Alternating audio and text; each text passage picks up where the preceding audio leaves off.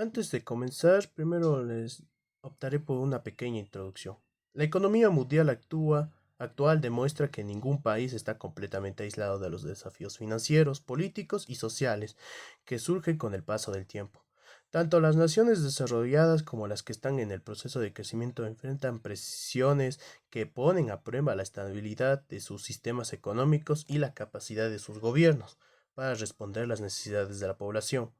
Bueno, un poco de contexto, resulta interesante analizar cómo países con niveles de desarrollos muy distintos pueden presentar problemas similares, aunque con diferentes causas y consecuencias. Primer punto, España representa una de las economías más relevantes de Europa, caracterizada por su fuerte sector de servicios, su integración dentro de la Unión Europea y su acceso a mecanismos internacionales de financiamiento y cooperación económica. Sin embargo, su crecimiento también enfrenta limitaciones relacionadas con el desempleo estructural, envejecimiento de la población y aumento sostenido en el endeudamiento público, que generan debates constantes sobre la sostenibilidad de su modelo económico y social.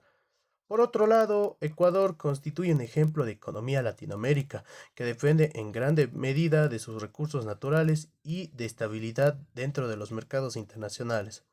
Bueno, este país enfrenta desafíos importantes como la informalidad laboral, necesidad de fortalecer sus ingresos fiscales, problemas energéticos y dificultades para atraer inversión extranjera en niveles suficientes para impulsar su crecimiento económico.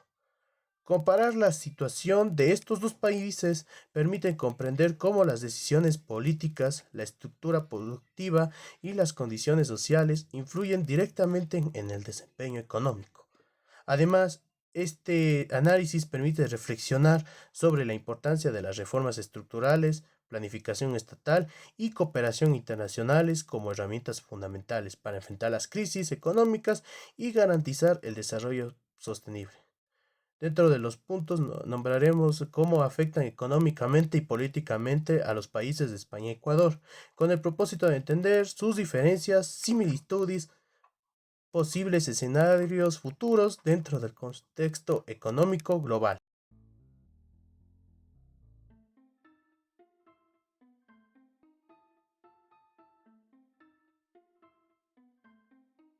Bienvenidos aquí a todos los presentes. El día de hoy voy a analizar y comparar la situación política económica de dos países que parecen muy distintos, pero enfrentan desafíos y estructuras similares. Es España y Ecuador.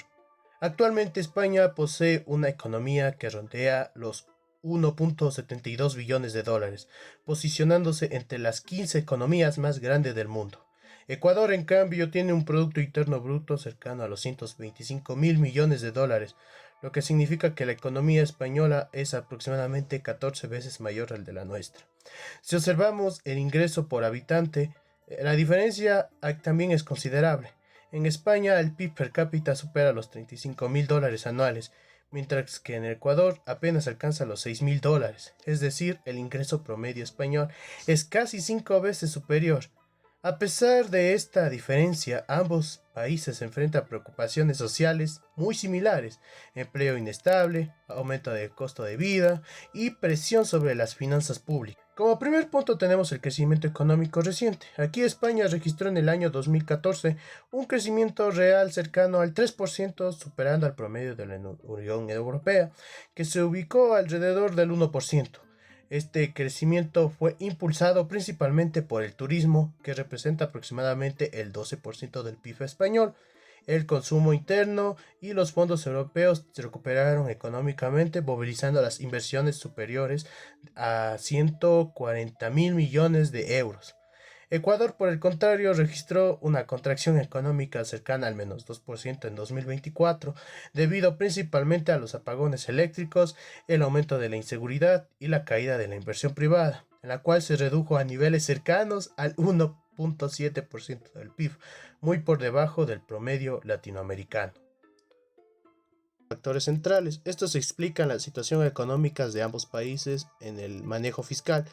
Por una parte, España mantiene una deuda pública superior al 100% del PIB, equivalente a más de billones de euros. Además, su déficit fiscal ha fluctuado entre el 3 y el 4% del PIB, lo que obliga al gobierno a cumplir con las reglas fiscales establecidas por la Unión Europea. Mientras que en Ecuador, aunque mantiene la deuda pública total cercana al 57% del PIB, enfrenta un déficit fiscal estructural cercano al 5% del PIB, lo que obliga al Estado a buscar financiamiento externo constantemente, incrementando su vulnerabilidad frente a cambios en las condiciones financieras internacionales. En el mercado laboral aparecen diferencias importantes. España presenta una tasa de desempleo cercana al 11%, una de las más altas de Europa. El desempleo juvenil supera el 25%, duplicando el promedio europeo, y el desempleo femenino ronda entre el 12%. Además, el 20% de los trabajadores españoles se encuentra bajo contratos temporales, lo que limita la estabilidad laboral y reduce la capacidad de planificación económica de las familias. El siguiente tema del Ecuador. El principal problema laboral es la informalidad. Más del 55% de la población económicamente activa trabaja en el sector informal o en condiciones de subempleo. Esto implica la ausencia de la seguridad social, la falta de estabilidad salarial y baja productividad. Como consecuencia, solo alrededor del 35% de los trabajadores aportan regularmente el sistema de seguridad social, lo que genera presión sobre las finanzas del Estado y limita el crecimiento económico sostenible. Desde un punto de vista político, España enfrenta un escenario de fragmentación parlamentaria. Los gobiernos de coalición deben negociar con múltiples partidos para aprobar reformas económicas o presupuestos anuales. Esta situación ha retrasado reformas estructurales, especialmente en el sistema de pensiones, cuyos gastos representan cerca del 12% del PIB y que podría aumentar hasta el 15% del PIB en las próximas décadas, debido al envejecimiento poblacional. Actualmente, España tiene una tasa de natalidad inferior a 1,3 hijos por mujer, lo que genera un aumento sostenido del gasto social. En el Ecuador, los problemas estructurales son diferentes. Uno de los principales es el déficit energético. Durante el 2024, la sequía redujo la generación hidroeléctrica, que normalmente presenta cerca del 70% de la producción eléctrica del país. Como resultado, la producción industrial, el comercio y los servicios reducieron el crecimiento económico en aproximadamente 1,5 a 2 puntos porcentuales. Además, la inseguridad elevó el riesgo del país por encima de los 1.500 puntos básicos, encareciendo el acceso a crédito internacional. En materia tributaria, España posee una presión fiscal cercana al 38% del PIB, permitiendo financiar un amplio sistema de bienestar social que incluye salud universal, educación pública y pensiones. Sin embargo, el desafío principal es mantener este modelo frente al aumento del gasto público y la reducción de la población activa. Siguiendo con el punto del Ecuador, la presión fiscal apenas alcanza aproximadamente el 21% del PIB, una de las más bajas de Latinoamérica. Para reducir este déficit, el gobierno ha implementado medidas como incrementos del IVA y reducción de subsidios a combustibles, que representan cerca del 3% del PIB. Estas reformas han permitido aumentar la recaudación, pero también han generado protestas sociales debido a los impactos en el costo de vida. La estructura productiva de ambos países también marca grandes diferencias. En España posee una economía diversificada donde los servicios representan aproximadamente el 70% del PIB de la industria, el 20%, y la agricultura es menos del 3%. Aquí Ecuador depende significativamente de las exportaciones primarias. El petróleo representa cerca del 30% de las exportaciones totales, mientras que los productos agrícolas como el banano, camarón y el cacao constituyen más del 40% de las exportaciones no petroleras. Esta dependencia hace que la economía ecuatoriana sea altamente vulnerable a las fluctuaciones vulnerables de estos precios internacionales.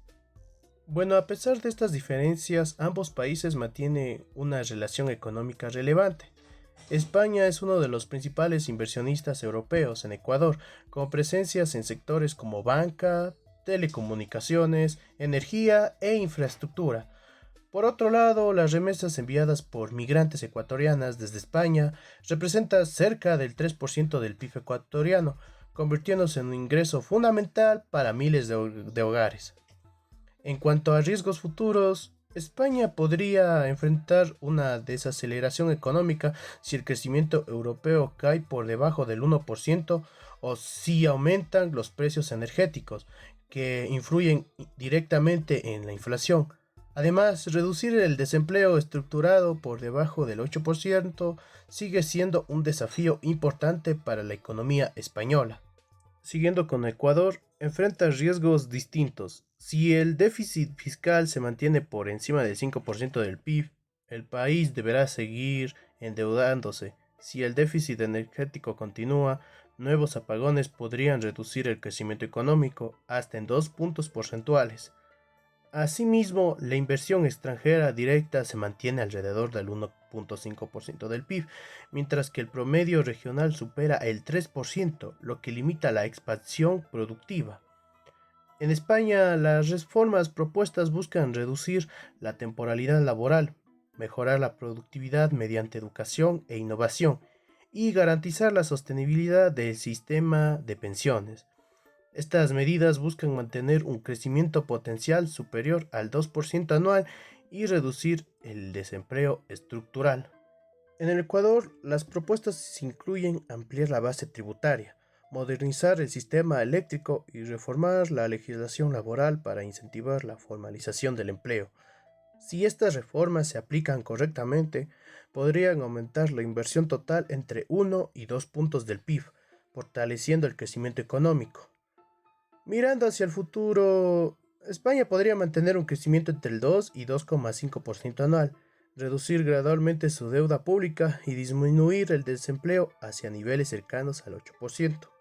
El Ecuador es un escenario favorable, podría reducir su déficit fiscal por debajo del 3% del PIB, atraer inversión extranjera cercana al 3% del PIB y alcanzar tasas de crecimiento entre el 3 y el 4% anual, elevando progresivamente el ingreso por habitante.